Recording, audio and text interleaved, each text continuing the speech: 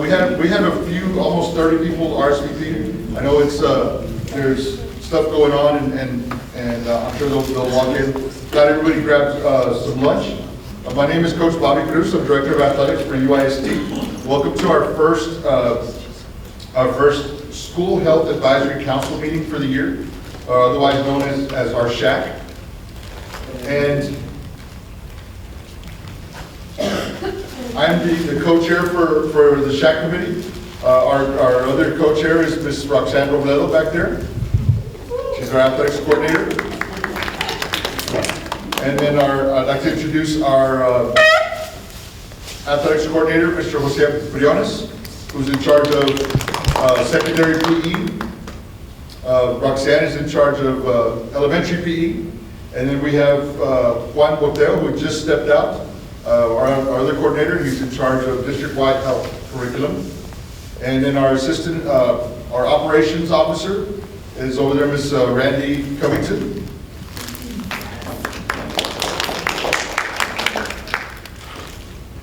So welcome to our first SHAC meeting, and just to, you guys have been with us before. Just a brief overview today about our SHAC and what it does, what its goals are, what we want to accomplish for the year.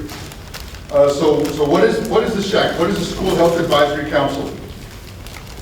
Children and youth who begin each day as healthy individuals can learn more effectively, are more likely to complete their formal education. Responsibility for the physical, emotional, social, mental, intellectual health of our youth belongs to their families and the entire community. Effective coordinated school health programs can contribute to helping young people avoid health risks by increasing their skills to make responsible choices about behaviors that can affect their health. The UISD is establishing an advisory council to advise the school board. It will assist the district in ensuring that local community values are reflected in the district's health education plan. The SHAC will advise and support the school's effort to assess their needs. It also will design programs to help children develop knowledge, skills, and attitudes they need to become healthy, productive citizens. The SHAC is appointed by the school district to serve at the district level and to provide guidance to the district on coordinated school health programming and its impact on student health and learning. What are the duties of the SHAC? Our goal is to recommend and advise our school board.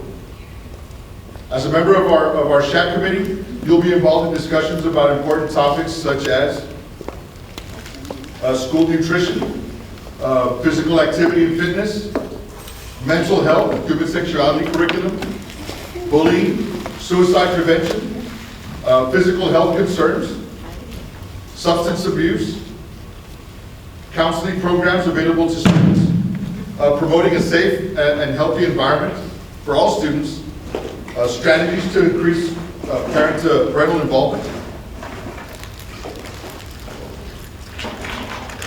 Who can be members of the SHAC? We'd like to get as many people as possible on our SHAC committee. A majority of the members must be persons who are parents of students enrolled in the district. The Board of Trustees may also appoint one or more persons from each of the following groups or representative from a group not listed below. So I'm going to reach out to our board members to see if they'll nominate some new people to our committee. One thing I forgot to mention is that by being here today and serving as a member of our committee, you're locked in. I'm going to hold you for the next 2 years. So you're stuck with us. Okay. Who could be members of our SHAC committee? Classroom teachers, school counselors, school administrators, district students. We're also going to reach out to our students at each of our high schools, a few of our middle schools, to see if they'll join us. Healthcare professional licensed or certified to practice in the state, including medical or mental health professionals. The business community, law enforcement. We did invite law enforcement today. Hopefully they'll make it out. Senior citizens, the clergy, nonprofit health organizations, local domestic violence programs. we're required to have 4 meetings per year.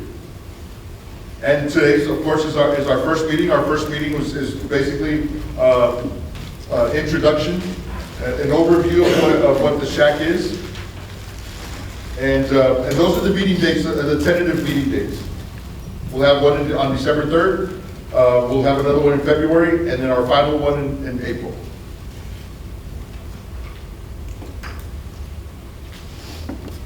And I know we just covered this, but we can add on to this, and hopefully, as a shack, or all of you can give us suggestions on what we can cover.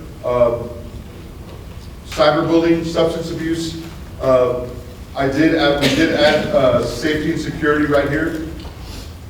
At our next shack meeting, we'll have Ruben Ayala from our safety and security department talk about any updates for safety purposes.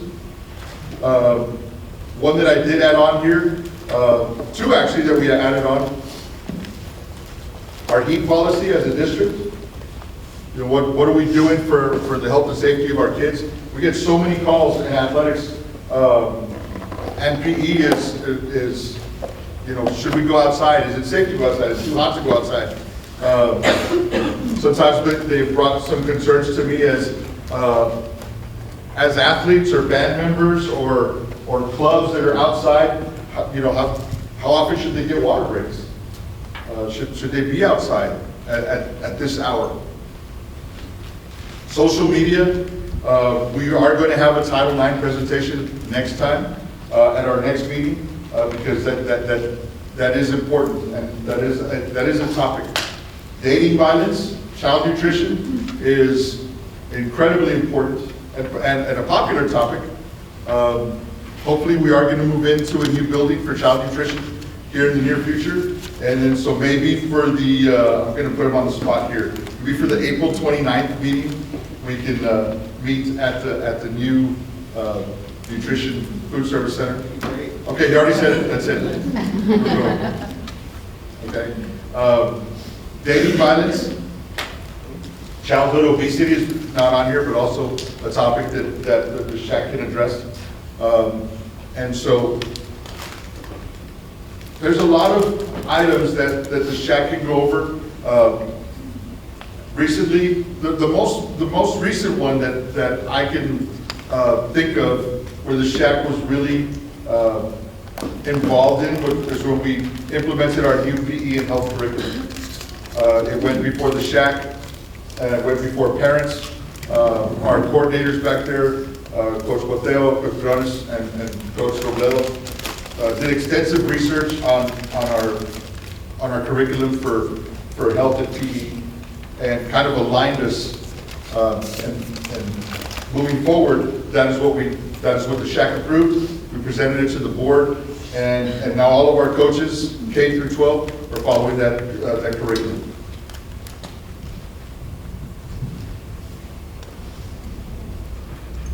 Any questions so far?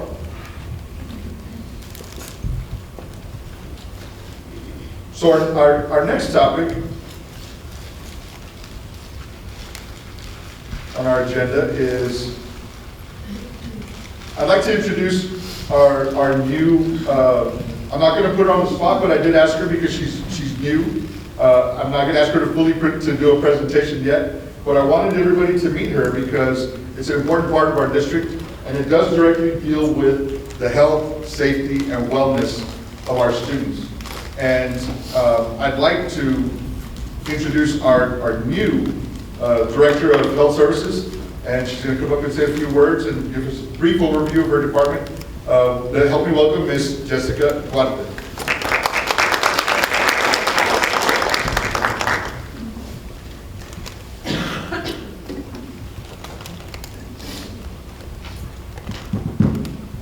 Good morning, and it's still good morning. Thank you for your warm welcome.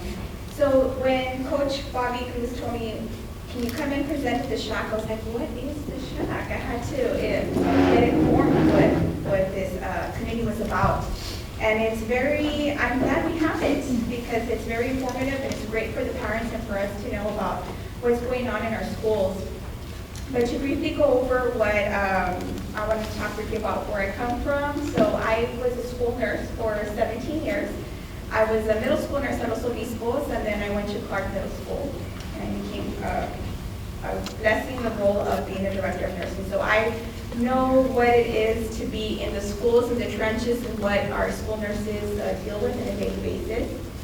And I still go, as a director, cover some of the schools needed if they're absent or if they need assistance. Our nurses do really need that support. So my staff consists of, let me just make sure I'm doing this right. Well, then to talk about our vision. So our vision here at School Nurses is we strive to empower students and families through health promotion, disease prevention, and equitable access to care, ensuring that every child is ready to learn, grow, and succeed. Our healthcare team consists of 59 registered nurses, 2 licensed vocational nurses, and 34 health aides. My health services department staff is 1 secretary and 2 health assistants. So I wanted to also go over what we're seeing right now at the school on the school nurses. So we did go through the SB 12 consent forms. We have the majority of the consent forms already on file, but then the TA made some changes, and so that now gave us more leeway to assist our students. At first, we were very confused with this law because as nurses, we also are certified, and we have an oath to protect and service our children, correct? So now we had to get consent from the parents. But now, the update was we are able to provide first aid services because it's under a health-related service. And we're also able to do our health screenings because it's also considered a preventative care. The only thing that changed, which really hasn't changed much for us, was if in order for us to give a medication or for us to do a special procedure, we will need the parent's consent, which we already do because we need a medical order for the school nurse to do those kind of procedures. So in that case, our nurses were very comfortable with the new update, and we thought we received a lot of clarification. So now it also did state that if we did not receive the consent form from the parent, then that would be considered a yes to continue with the treatment. The treatment in the sense of providing first aid care. If the parent declines and specifically said no, well, in that case, we would still assess the child, make sure it's not emergent, and we'll contact parent to proceed in care. Right now, my nurses are working on their health screenings, which is very important. We are today because of the SB 12 consent form, because at first we were like, well, we can't do our health screenings because we need their consent. But now with the update, they're working very hard right now to get all our health screenings, and our health screenings consist of, it changes, it's different in each grade level. For example, our 7th graders, we do check height, weight, blood pressure, dental, scalp, vision and hearing, spinal for females. And then our 8th graders, we do height, weight, BMIs, and also spinal checks for our 8th grade male. And at elementary level, high school, same thing. Every grade level, we check a different health screening. Once we receive the health screening results, we'll notify the parents by providing them a screening medical referral. For example, the majority that we get are the vision. And that's the hard thing for us to get the referrals back, because either, number one, they do have their eyeglasses, but they do not want to wear them. Or they lost them, they broke them, and they don't have the insurance they want to cover. The good thing is that this year, with Women's City Club, Pennies for Tennies, we have that fundraiser. Those help us to help those students in need who need eyeglasses, or school shoes, tennis shoes, for those that we see that their shoes are not, they don't have an extra pair of shoes. Well, the school nurse can refer them to the club, and we're able to get them a new pair of shoes.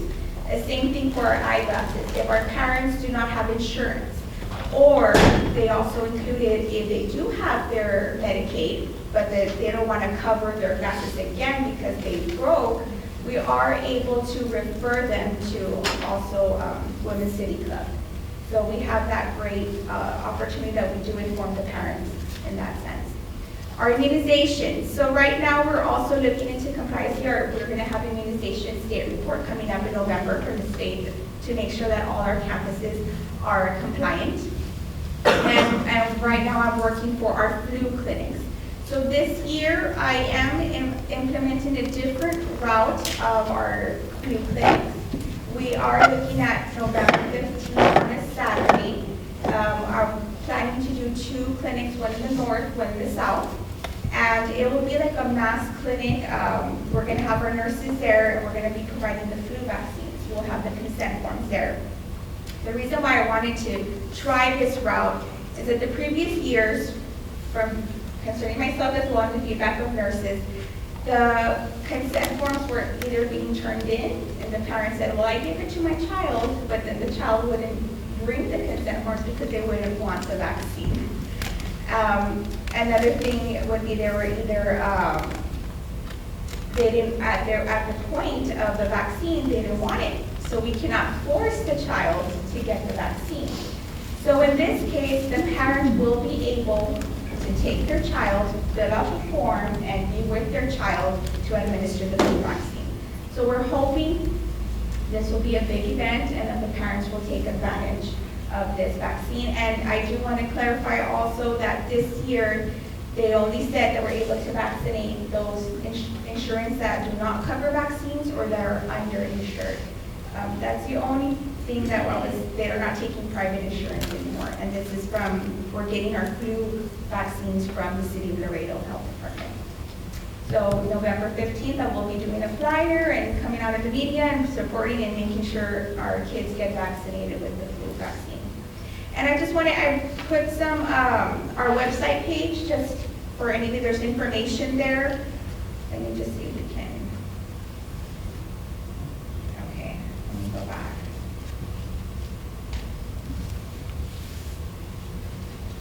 Can I have some assistance, please? I'm used to the touch tone. How do I get back to the question?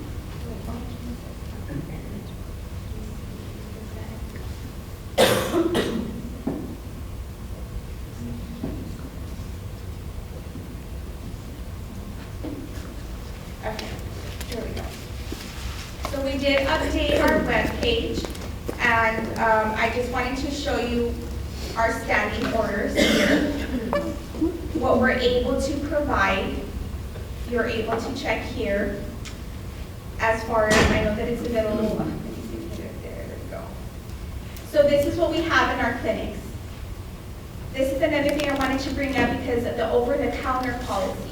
So a lot of parents are, well, can't you give a Tylenol or an ibuprofen? Unfortunately, we cannot. In order for us to get, for us to administer it over the counter, we would need to have a doctor's order. The order will have to go through the pharmacy label, and for us to continue, for us to administer Tylenol, ibuprofen. Usually we do get them for those who have chronic headaches, but we do not give for, let's say, they have a fever, but we need to know what's the underlying cause of the fever. And we feel that if we go that route, we're not going to get a lot of medical checkups and to find out, well, what's really going on with the child. And that's how we're trying to prevent the spread of communicable diseases. So what we have and what the nurses can order, our basic, which is our first aid, our ointments. The only thing we have is for sore throat, which is like chloroseptic. And we have a lot of first aid, Vicks, Bone, Caladril. So this is just something that I wanted to let you know what our nurses have access to and what our students have access to. And this is our consent form. It's already on our website, and it is going to change because of the update, but we are planning to change that for the next school year. I do not want to send another consent form for the parents to fill out, but we did inform them of our updates. And I wanted to just introduce what the nurses have at this moment. I created a Google Classroom. So here in the Google Classroom, oh, okay, we have to switch out. Okay, no, that's fine. Well, in our Google Classroom, that's where I keep up to date our nurses' certifications, if they're CPR certified, our health conditions that are there. That's how we keep track of our reports, so they do request reports on how many visits we see per day and per month, such as how many first aids, how many illnesses, how many drug assessments we did at that campus. So we have the nurses do that every month. Also, I have, we keep track of our AED logs. That's very important for our schools to make sure everything is functioning on a daily basis, and they submit those on a monthly basis. I'm trying to think of any. We do have our immunization reports coming up, and we do at the end of the year have our screening reports, and all of that is reported through the state. So that's it for me. I just wanted to, any questions for the school nurses, what we do, and how we can service their kids in a better way, suggestions? Well, thank you for your time.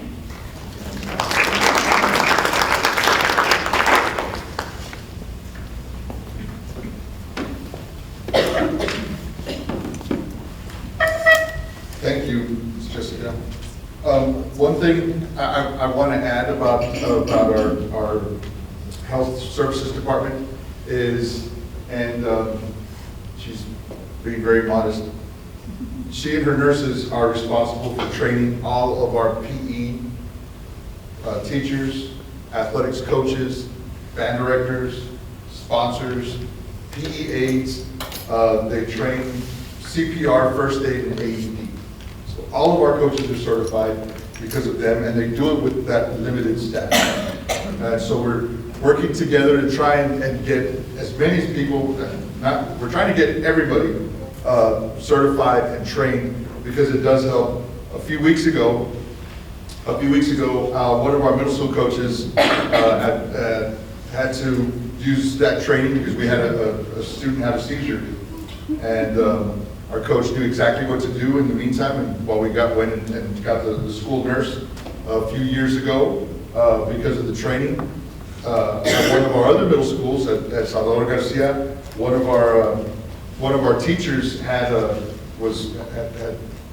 cardiac arrest, and our coach, police officer, and a teacher jumped into action.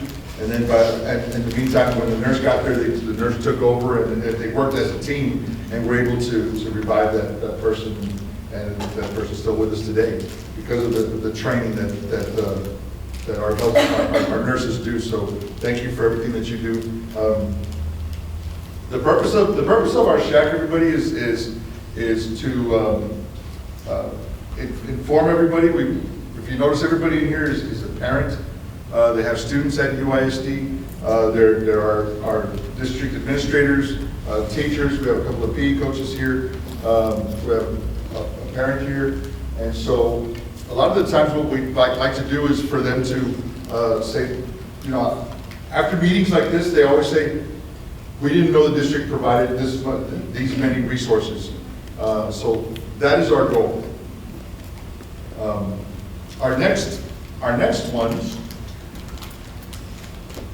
is just as important and crucial nowadays. And I'm not going to do it justice because, and I'm going to share with you because I'm a coach, right? And I have two daughters. And my boss, Ms. Becky Morales, I'm so sorry. Ms. Rebecca Morales is our associate superintendent. She's always telling me, keeping me in check when I vent about my daughters, because I'm old school. I'm old school, and my daughters are always saying, Dad, you don't understand. It's because it's different now. There's so many pressures and anxieties that we go through. And me being an old school coach is just like, suck it up. There's nothing, suck it up. And let's go. And that's my boss keeps me in check and gets after me. And we do see a lot of that. We do see a lot of our students having anxiety, mental issues, depression, and that's really, I wanted to introduce you to our health services director because she's important, equally as important, and we kick it off the school year in September and October with mental health awareness. And so at this time, I'd like to introduce one of our key people in our counseling department, our director of our guidance and counseling department, Ms. Melissa C. Ramirez.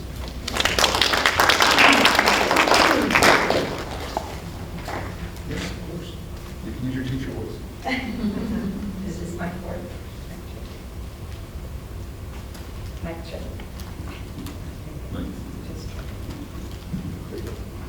Sorry, because I like to walk around. So just a little bit about myself. I'm starting my 36th year, 31 years here at UISD, 4 in Austin ISD, 3 at Austin ISD and 1 at Del Valley ISD. And I've been an elementary teacher, I've been a counselor at elementary, middle, and high school, alternative center up in Del Valley, director of daycare there in Del Valley, and now I'm starting my 7th year here as Director of Guidance and Counseling with UISD. And like Bobby mentioned, times are very different. Even all the experience that I have, I can't even tell my colleagues that, you know, as a former principal, I know what you're going through. No, it's very different. Even the teachers, vice principals, principals, nurses, times are very different. Our kids are going through a lot. They were going through a lot before COVID, and it just magnified 100 times over after COVID. And there are things that we are seeing in the counseling world when we meet with our counselors. And I do want to mention Michelle Gonzalez, one of our coordinators for middle school, is here with me as well. But when we meet with our counselors, it's scary to see what the kids are going through. And then we expect them to learn. And that is not possible.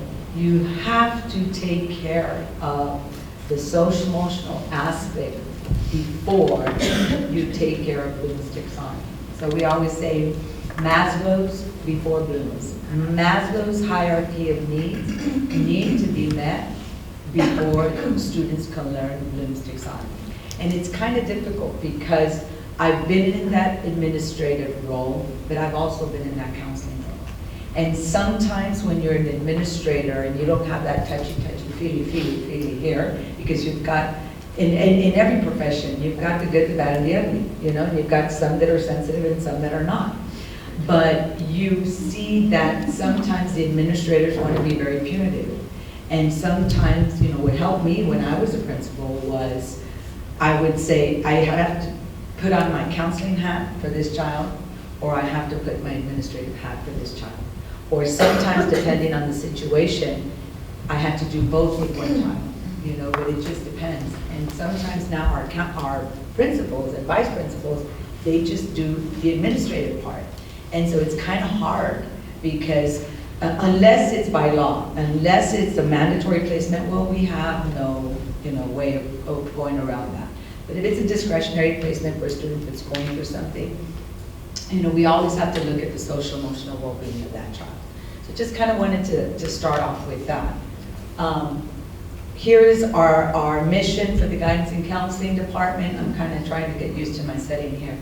UISD, our mission is to implement a comprehensive school counseling program to promote student success through academic achievement, promote prevention and intervention activities to provide safe and nurturing environment, provide social, emotional, and character building, and increase students' admittance and success in institutions of higher learning. So it's a whole gamut of things. And so I constantly get when I see people that I haven't seen in a long time, oh, I see you in the news all the time. I see you in the news all the time. And I'm like, well, because those are my roles as a guidance and counselor director. And I also feel like a PR person too. I don't know if this went out. I also feel like a PR person as well, because it's important, and I've learned in this role, that I have to go out in the community to see what is out in the community that we could bring back to our counselors, or what programs are out in our community so that our counselors can refer the students to those different agencies that are out in our community. And so we partner, a district this size with over close to 40,000 students, we cannot do it alone. Okay, I'm not sure it's got it. We cannot do it alone. Most of our elementary schools, 30 elementary schools, when I got here, we only had one elementary school. We only had one elementary school with 2 counselors, and that population was over 1,000 with 2 counselors. And so we advocated, and now we're up to 5 elementary schools with 2 counselors, and so now our threshold is, if you have over 700 students, then, you'll get that extra counselor. And then at the middle school, of course, we have 2 or 3, depending on the population, that help with our students, 6th, 7th, and 8th. And then at the high school, it's a little different. We've got 2 counselors per grade level, and then specialized counselors. So I also want to go over the comprehensive model.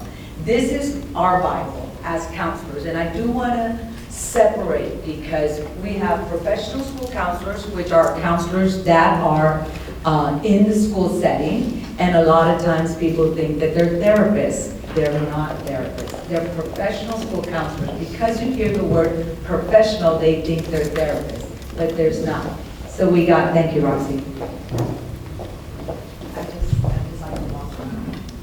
All right, thank you. So we have professional school counselors, which are our counselors in the setting, right? Then we have 4 licensed professional counselors in the district, 1 per feeder pattern, which is, I won't say, but you do the math. So it's about 10,000 students to 1 LPC, and that's elementary, middle, and high school.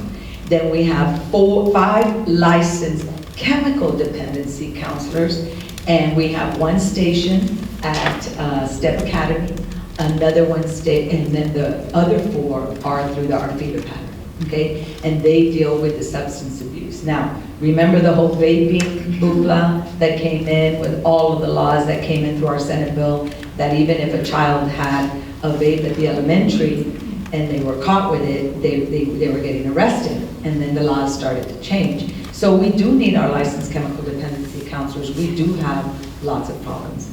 Our licensed professional counselors, since they travel through feeder pattern, it just depends on the situation. They deal with our tier 3 students, and they're also dealing with our post-hospitalization students. And what do I mean by post-hospitalization?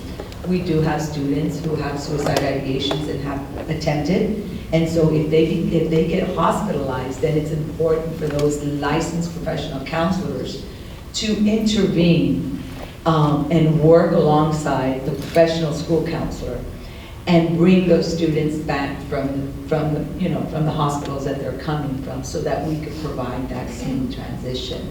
So believe it or not, when you deal with those cases they're timely. It's not just quick and a quick fix, because you've got to make sure that you're coordinating those meetings with the parent, with the student, with the counselor, with the administrator, and you've got to make sure that you bring those safety plans in from wherever they're coming from, and making sure that they transition well, and that the counselor of record and the licensed professional counselor work together to make sure that that child transitions well. So it's not a one and done, because you've got constantly, you have to create safety plans. You have to make sure that the child is okay. You have to make sure that you're constantly doing check-ins with the child. And depending on the safety plan, does the child need to be closely monitored, or can the child have leeway? So we need to be very, very careful when it comes to that. But coming back to this, these are the 4 components of our Texas comprehensive model. And I say that and I emphasize that because that is our Bible as counselors, okay? So like Jessica mentioned earlier, Senate Bill 12. Senate Bill 12 took us for a loop, and it was crazy. It was a lot more convoluted than the nurses counseling form, because the nurses counseling form had two yes or no's, and we had 3 options. And we went back and forth about that 3rd option. And basically that 3rd option was to allow the parent to pick and choose what they wanted. So let's just put that in perspective. You're a counselor and you have a caseload of 400 students. You're her partner counselor and you have a caseload of 300 students. And if the parent picks and chooses what they want you to go over with the child, how are you going to manage that caseload? Is it difficult? Absolutely it is difficult. Okay, so that's our counseling consent form right now. It's constantly been changing. That was supposed to go out September the 1st. We were off, we sent it out the next day. But then they came back, TA came back with a revision September the 9th. So it's like, whoa, we were already in, and that's how I met Jessica, because Jessica was new. And so we had 3 consent forms that we needed to send out district-wide. So think of yourself as a parent, okay? And you're getting 3 consent forms. And our consent form for counseling was like 3 or 4 pages. And it's kind of like, what are you gonna do as a parent when you're so busy and you have 3 consent forms? You're gonna just look at it and either you're gonna just sign whatever, or you're just gonna ignore it and not sign it, or you're gonna put no, and then we end up with a problem there, okay? So we did not want to come to the table and send out, like just Jessica mentioned, September the 9th when we got that update, sent out another consent form for the parents. And we try to make it as easy as possible. We joined forces, we went to ITV, we created videos for parents as well, so that if they had any questions about the consent form, at least they had a video in Spanish and English that they could resort to and then make their decision that way. So now, and that one that came from TA September the 9th said, here are the changes, but in very little small letters, subject to change, to more changes. So it's like, why do you want the change, right? Why do you send out the form again? So talk to Becky, talk to Ms. Vesta. TAC is the Texas Administrative Code, which is supposed to come out at the end of this month, which ends tomorrow, right? And that would be the final how we're gonna have a consent form. So we might have to send, that final consent form of how it has to be. So in that consent form, now the new revision is, before that consent form, I told the counselors, okay, the first time we sent that Senate Bill 12 form, we had to halt all of our services. There was no counseling services. We couldn't do anything because we had to collect those consent forms. And so we kind of paralyzed the whole department. And trust me, everyone felt it. There was no movement until we started getting those consent forms in, okay? So we came back to the table and we said, this is our statute for the Guidance and Counseling Department. So then let's go ahead and start with our Texas Comprehensive Model. So guidance classes are okay, overarching themes that we do with the campuses, that we do like the bully-free, the 988, those activities are okay because they're part of the Texas Comprehensive Model. Well, now we just got that new one coming from TEA in October, and it says parents are going to be able to pick and choose what they want from here. So how convoluted does that sound? Very convoluted, okay? But that's the state. We're trying to do the best that we can with what we can do. We're going to go ahead and also train our principals on that, because that is something that is new. Now, something else that we do is social emotional learning, and I want you to take a real close look at this. Self-management, this is for students, so you have social emotional learning in the center. You've got self-management, responsible decision-making, relationship skills, social awareness, and self-awareness. These are the skills that our counselors are teaching the students throughout their lessons at elementary, middle, and high. If you take a look at that kind of dark blue, it says SEL curriculum and instruction. Our counselors created an electronic binder, and it is at elementary, middle, and high school, where our teachers are teaching these real quick snippets of SEL lessons to our students, because right after COVID, we wanted to make sure how the students were doing, and we needed to make sure that they were well, mentally. If not, we need to go out and we need to regulate them. So this is why we created that SEL curriculum. School-wide practices and policies, things such as Unity Day with bullying, 988, all of those activities that we do campus-wide and district-wide, those are things that we are looking at, school-wide practices and policies. And then family and community partnerships. We also want to make sure that we invite our community to be part of these different events that we're promoting and we're doing intervention for, kind of like the 90 Day, the Unity Day, all of those different activities that we do with our press conferences. That is how we're tying it in with our family and community partners. Our students at the elementary level, and you'll see in just a minute, well, let me give you the breakdown of our counselors. At the elementary, we have 39 counselors, middle 29, 40 at the high school. Step Academy has 2, 5 LCDCs and 4 LPCs. And I kind of just gave you an idea of what their roles and responsibilities are. This is just a SEL throughout the year. As you can see, we start with week 1, kindness, and then we have an affirmation.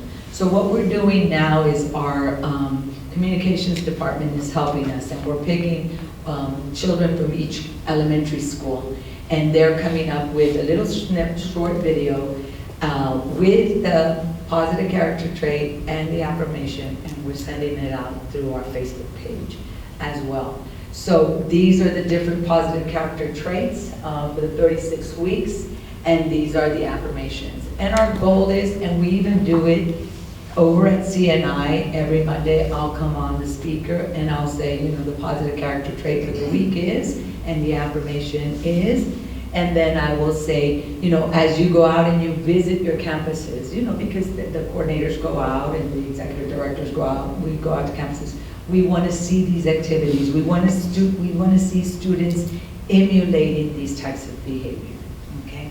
So this is tied to our SEL electronic binder that the teachers implement on a daily basis. Another thing that we do is our mental health presentations. We have it there scheduled throughout the year, and I do want to talk about that a little bit.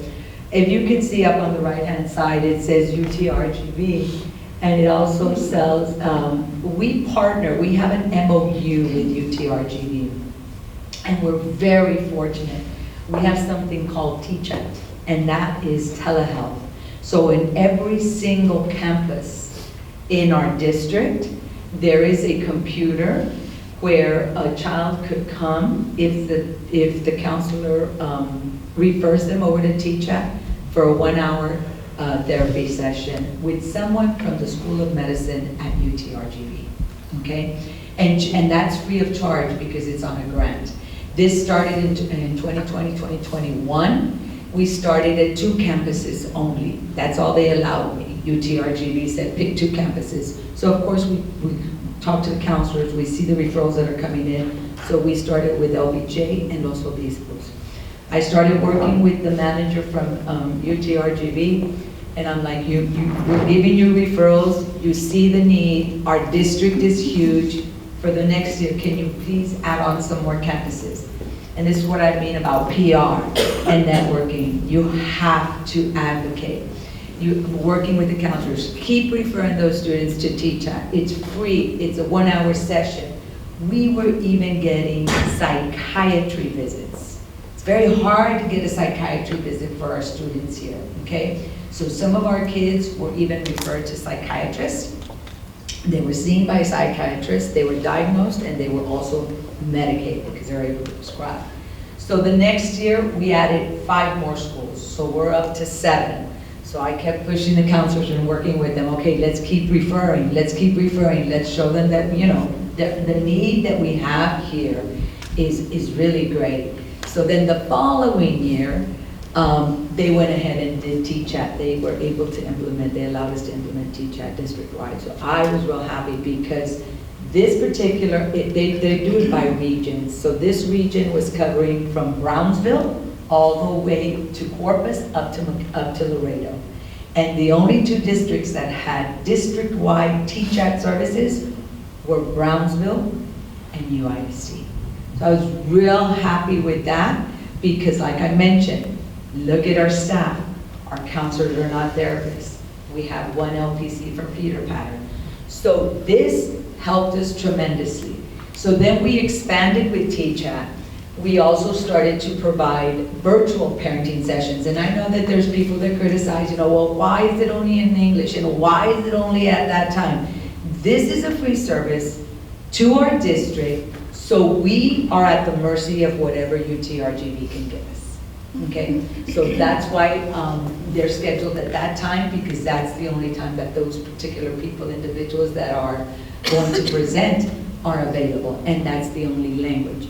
Now, we do ask them, can we please record? We have to ask them. If they allow us to record, we record it, and then we put it up on our guidance and counseling website, so people can go watch them, okay? I wish we could do it in Spanish, but you know, it depends on what they tell us. On the other flyer that we have there, we also have our licensed chemical dependency counselors with different topics that they present over at the Family Matters Resource Center. And it is from 11 to 12, it's quick, information is very critical. And how do we come up with these types of topics? It depends what the parents tell us. It depends what the counselors, what are we seeing in the campus? What is it that we need to educate our parents with? How can we support them? How can we help them? That's how we came up with those particular topics. Any questions so far? All right, so here you have it. September was Suicide Prevention Month.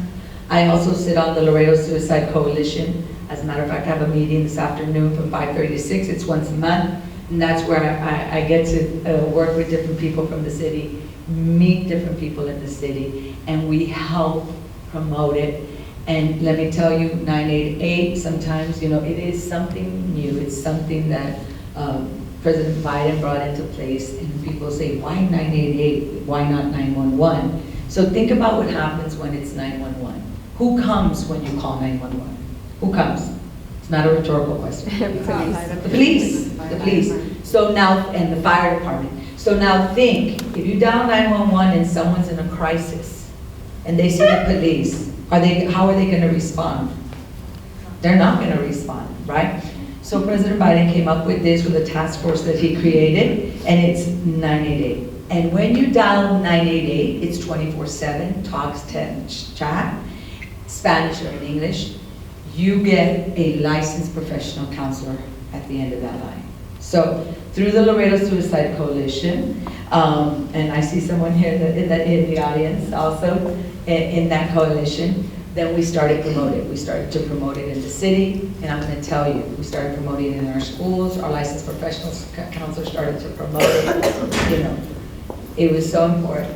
Our students have used it. Some of our students have been saved because of that note. I just want you to know. So it is working. The prevention that we are doing, the intervention services that we are doing, they are working. So we need to make sure. And folks, this is for everybody. This is just not for kids. It's for you. It's for your family members. So please help us spread the word. You never know what people are going through.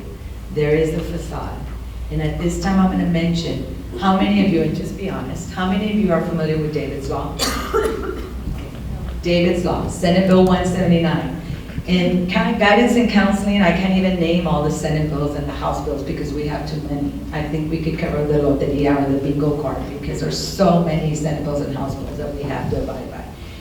But David's Law, David was a young man in Alamo Heights in San Antonio, up the street, up the road at the highway, who came from a very prominent family, was an Eagle Scout, very united family, had his mom and dad, had his brothers. He was suffering in silence because of bullying and cyberbullying.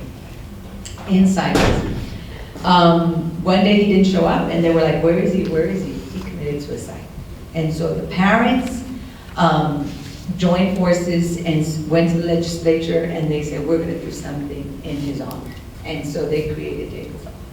And so I'm saying that because it's important for all of us to know. That goes back, tied into bullying, cyberbullying, which can also lead to suicide if it is not remedied. We also, and this is Unity Day. So Unity Day, and it tells you there, wear and share orange to prevent bullying and foster a positive environment. So we had a press conference, we invite people in the community, we also have people speak, and we join forces so that we can let our students, our children, everyone know what we are doing. If they are in this situation, what can we do now? Okay. So there you have T-Chat. There is a video. There's a video there in Spanish and English. I kind of gave you a little rundown of T-Chat. Daybreak. This is something that's new. We just started that like 3 weeks ago. So Daybreak will run from Monday to Saturday, 8 to 8. Now, that is not a free counseling session. They will take insurance, but they'll also do it on a sliding scale if our students don't have insurance, okay? So you could go through the guidance counselor, or we're also going to start sending out these flyers so parents can also refer, and it's also for the family as well. Not only for the student, but it's also for the family. Communities and schools. If you see there in the middle, UISD, when I first started here, I sat on the board for communities and schools, and I wasn't sure what my role is, but I did see where LISD, the majority of their schools were represented, a lot of them were. So I started to get information, and little by little, while I've been here, from 4 schools when I started, we're up to 15 schools. So it's an extra layer of support where they have a site coordinator that works in hand with our counselors as well to help students, who are in need. So we all work together. And then before I go to the thank you, I just want to mention, a couple of other things. Mike's Purpose. I don't know if you've heard of Mike's Purpose, but we also partner with Mike's Purpose. That is Marina. Marina lost her child to substance abuse. And so we use Marina a lot with our licensed chemical dependency counselors. And we do, at the end of the summer, or before the summer ends, at the end of the school year, we'll have her go to STEP Academy, and our licensed professional counselors will work with on a little conference, a one-day conference, like from 9 to 12, and Marina will go present to our students. And it's very, very, very impactful. We also help promote Smiles from Heaven. Smiles from Heaven is childhood cancer. And I'm very grateful to Becky for introducing me to them, because I went to the location and they have music therapy. So, I come and give that information back to our counselors. We know any of our students that are going through cancer, or their siblings or their parents, connect them with that organization. They help out the community like you cannot imagine. And they do have pictures of, they call them warriors, of students who have passed due to cancer. So we also partner with them and we support them. The Domestic Violence Coalition, because of teen dating violence, and we work with Sister Rosemary and the Casa Misericordia, because sometimes our students are coming from there. So it's important for us to partner, so that way Ms. Arambula, who works there, she'll call me, we have a student here, just keep a heads up, That communication is very, very important, so that the children can feel comfortable and they can do that. We just, something new to me the past 2 or 3 years is West Care of Texas. West Care of Texas they're grant funded, and we get the benefit of that. Right now, what we're doing at LBJ and United South is Lock and Life Skills. And it's an evidence-based substance abuse program. And for every child that completes the 6 modules that are needed, the school will get a $50 gift card, okay?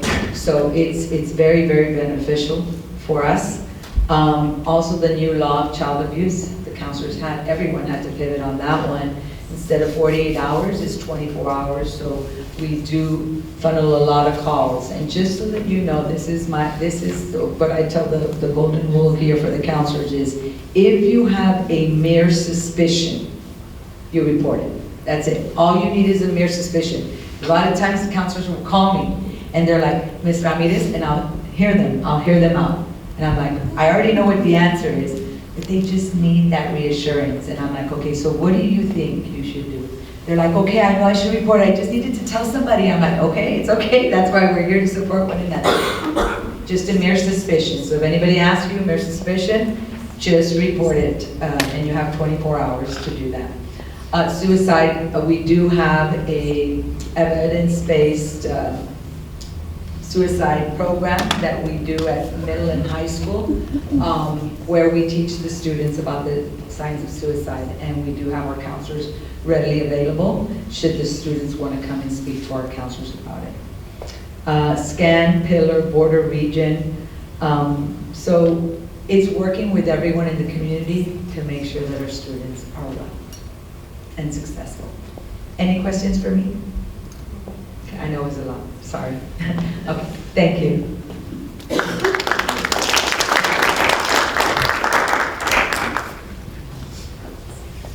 You know, a lot of the times when we have our first presenter, a lot of people walk away from this meeting saying, like, I didn't realize all of the services that our district offers, healthcare and mental health care as well. And that's what the SHAC does. The SHAC promotes the safety, well-being, and health of our students to be successful. Okay. This will wrap up our first meeting. Are there any questions? I appreciate everyone being here, and we're gonna do a little raffle. Before we do the raffle, as we adjourn, our staff is gonna come up with a Google sheet that we're gonna email to everyone here. I'm gonna give you some homework. Okay. When you get that Google sheet, if you could just please give us name, phone number, and email of a parent that is not an employee. Either elementary student, middle school student, or high school student. But that they have kids. We'd like to get parents involved, because parents need, we have a few parents in here, most of us, you were chosen because you have kids here in our district. And you're at campuses, and you could get the word out to our parents. So when you see that, kindly give us 2 or 3 names of people, and we'll send them an invite for our next SHAC meeting. Okay? Okay, we got a little gift basket from McDonald's as you leave. I know our nutrition doesn't want to hear that right now, but actually there's options, right?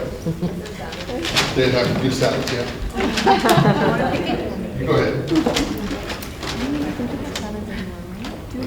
Last 4 numbers, blue ticket, last 4 numbers? 6879. 6879. Right here. 6879. Thank you. Do you need to validate, Let me to see. verify? All right, hold on. Thank you. All right. We got another one?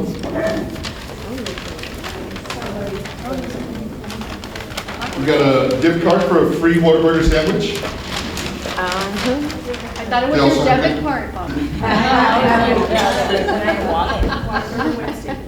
$68.72. 6872. Oh, that's me.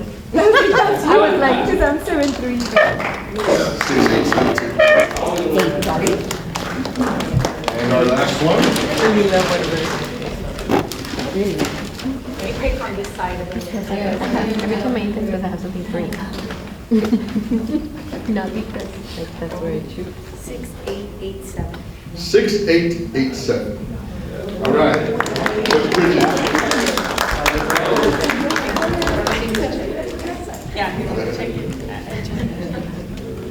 Thank you all so much for being here with us. I know everybody has a busy schedule. I really appreciate you taking the time to be here. Please don't forget to grab some lunch. And if you want to stay behind, if you have any thoughts or ideas, I know our Director of Nursing Health Services is here, and Ms. Ramirez from Counseling is here. Thank you all very much.